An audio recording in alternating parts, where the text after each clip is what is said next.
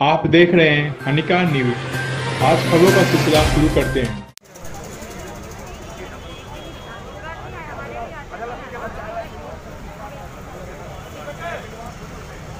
तानाशाही नहीं चलेगी। काला कानून वापस लो। काला कानून वापस लो। काला कानून वापस लो। काला कानून वापस लो। तानाशाही नहीं चलेगी। हिटलरशाही नहीं चलेगी। हिटलरशाही नहीं चलेगी। मोदी तेरी हिटलरशाही नहीं चलेगी। नहीं चलेगी। ओ मोदी तेरी हिटलरशाही नहीं चलेगी। नहीं चलेगी। ओ मोदी तेरी हिटलरशाही नहीं चलेगी। नहीं चलेगी। ओ मोदी तेरी तानाशाही नहीं चलेगी। नहीं चलेगी। ओ मोदी तेरी हिटलरशाही नहीं चलेगी। नहीं चलेगी। ओ मोदी तेरी तानाशाही नहीं चलेगी। नहीं चलेगी। ओ मोदी तेरी हिटलरशाही नहीं चलेगी। नहीं चलेगी। ओ मोदी तेरी तानाशाही नहीं चलेगी। नहीं चलेगी। बीजेपी हाय हाय। बीजेपी हाय हाय। बीजेपी हाय हाय। बीजेपी हाय हाय। बीजेपी हाय हाय। बीजेपी हाय हाय। बीजेपी हाय हाय। तानाशाही नहीं चलेगी। तानाशाही नहीं चलेगी। अफसरशाही नहीं चलेगी। गुंडागर्दी नहीं चलेगी। गुंडागर्दी नहीं चलेगी। तानाशाही नहीं चलेगी। मोदी अमित होश में आओ। होश में आओ। होश में आओ। जी, आज जो आपने कार्यक्रम किया है किस लिए किया गया? ये कार्यक्रम हमने इसलिए रखा है,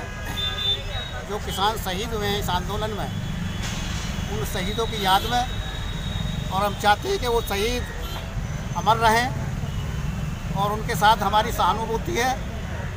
हमारी आत्मा है किसान। किसान नौजवान किसान बड़ा अफसोस हो रहा है कि ऐसे बच्चों को देख करके, जो आप बोर्ड पे फोटो देख रहे होंगे, इन्होंने क्या इस हिंदुस्तान में क्या देख लिया या क्या छीन लिया। इन्होंने जो है 20-20, 25-25 साल की उम्र के लड़के ठंड में ठिठर के मर गए। वो जो पानी की बौछारें मारी थी, वो ठंड इनके दिमाग से निकली नहीं, इनके पेट में घुस गई वो ठंड और उनको ले गई। ये बहुत खौफनाक शर्मनाक मंजर है इस सरकार के लिए। इस सरकार को सोचना चाहिए। मैं फिर ये भी कह रहा हूँ कि सरकारें बनती हैं जनता के लिए, पब्लिक के लिए, और यदि पब्लिक को सरकार का काम पसंद नहीं आ रहा तो कोई बेइज्जती नहीं हो रही सरकार की इस कानून को वापस लेने में। जब कानून सरकार ने बनाया किसानों के लिए, किसानों के हित के लिए, किसानों को पसंद नहीं आ रहा तो मैं समझता हूँ सरकार को वापस ले लेना चाहिए, और इसी में भलाई है। किसान तो ऐसा समझो भारत का चेटी दल। कितनों को रोकेंगे ये, कितनों को मारेंगे ये। किसान कहाँ तक नहीं जड़ा हुआ। यदि आज नौजवान अगर बॉर्डर पर ड्यूटी कर रहा है तो वो भी किसानों के बेटे हैं, पुलिस में यदि हैं तो वो भी किसानों के बेटे हैं। तो किसान की आत्मा तो इस देश की हर कोने से, हर इंसान से, हर उससे जुड़ी हुई है। ये गलत फैसला है सरकार का। सरकार को वापस ले लेना चाहिए और कोई बेइज्जती नहीं हो रही, कोई हिमाकत नहीं हो रही सरकार की। मेरा कहना ये है, जिस तरीके से कानून को वापस ले लेना चाहिए। जिस तरीके से किसानों को डिस्ट्रीब्यूट किया जा रहा है, अलग अलग उसमें बांटा जा रहा है, तो उसमें क्या है आपकी कहना?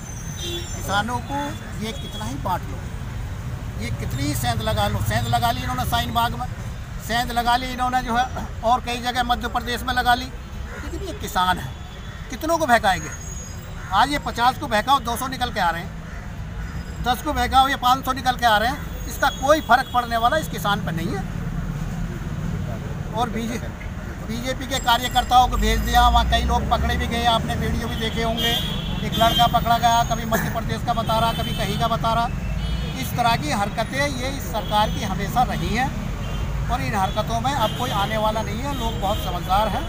और किसान तो एक ऐसी चीज़ है कि जैसे आप बरसात में गिजाई देखते हो ना, गिजाई ढेर लग जाते हैं।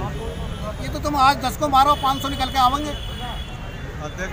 यहाँ 70% आबादी किसानों की है इस देश में, और हम सब और आप भी, हम भी कहीं ना कहीं किसान से ही जुड़े हुए हैं। कितनों को मारोगे? अगर किसानों को तुम मारोगे तो सरकार किस पर राज करोगे? जी जी, रह क्या जाएगा?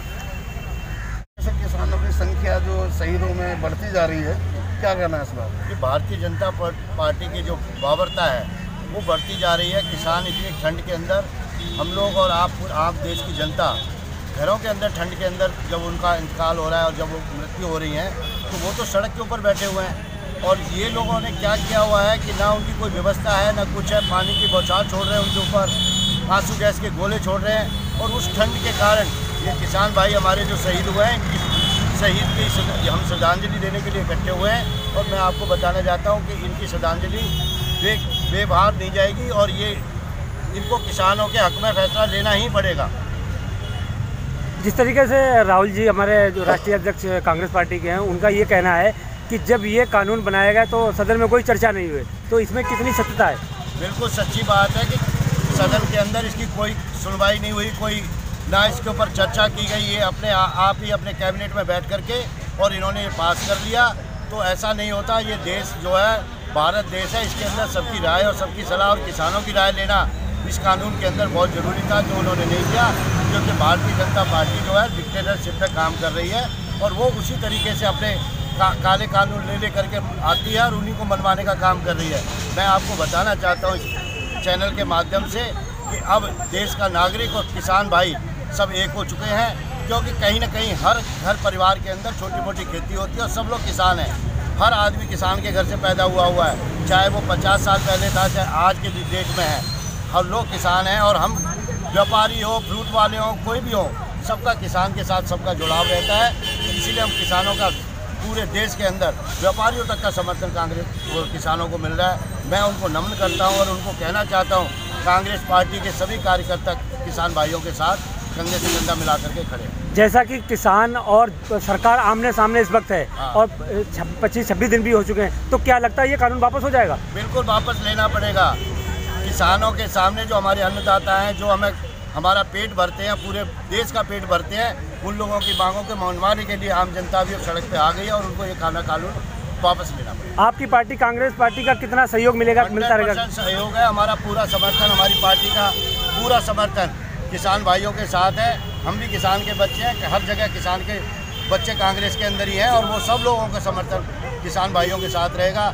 और हम उनकी इस घड़ी के अंदर हमारे कांग्रेस के कार्यकर्ता भी और सब महिला कांग्रेस, यूथ कांग्रेस, सब लोग उनके साथ कार्य कर रहे हैं और हम उनके साथ खड़े हैं। हमारी पार्टी पूरी राहुल जी के नेतृत्व में, अनिल चौधरी जी जो हमारे दिल्ली के प्रधान, दिल्ली के प्रदेश अध्यक्ष हैं, उनके नेतृत्व में हम सब लोग कांग्रेस पार्टी किसानों के इस आंदोलन में शामिल है और अभी इसके साथ खड़े हैं। आखिरी सवाल है कि किसानों के लिए क्या संदेश रहेगा आपका?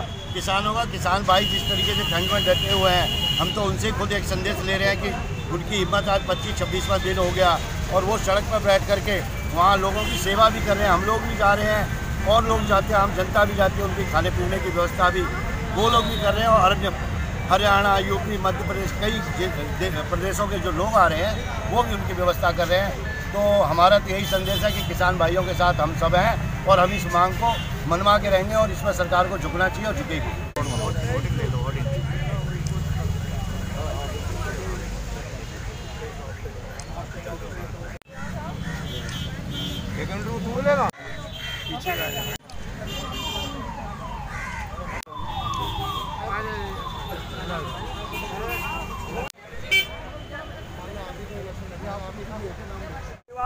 उनके बुजुर्ग जो वहाँ पर बैठे हुए हैं,